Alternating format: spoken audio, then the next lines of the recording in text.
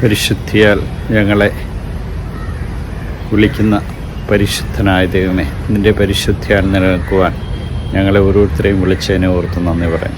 നിൻ്റെ കരുണയും നിൻ്റെ സ്നേഹവും അനുഭവിച്ചറിയുവാൻ ഞങ്ങളെ വിളിക്കുമ്പോൾ സോദോം ഗൊമോറയിലെ ജനമേ, കർത്താവിൻ്റെ പ്രബോധനം ശ്രവിക്കുവാൻ ഞങ്ങളെ ഓരോരുത്തരെ ആഹ്വാനം ചെയ്യുന്നുവല്ലോ.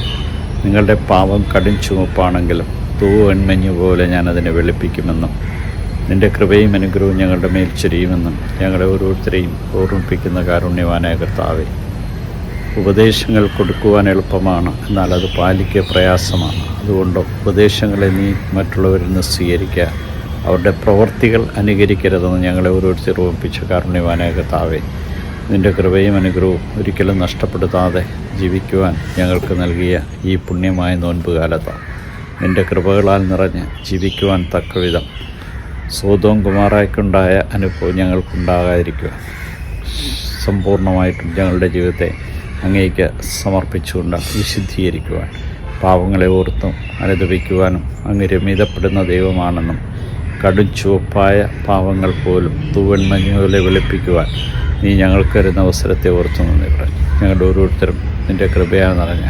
വിശുദ്ധീകരിക്കപ്പെടുവാനും ദൈവപ്രസാദത്തിൻ്റെ നിറവിൽ ജീവിച്ചുകൊണ്ട് ഞങ്ങളുടെ ഓരോരുത്തരും സമ്പൂർണ്ണമായും അങ്ങയുടെ പാതകളെ പിന്തുടരുവാൻ, അങ്ങനെ കൃപയുടെ നിറവായി മാറുവാൻ ഞങ്ങൾക്ക് ഓരോരുത്തർക്കും കൃപ നൽകി അനുഗ്രഹിക്കണമേ.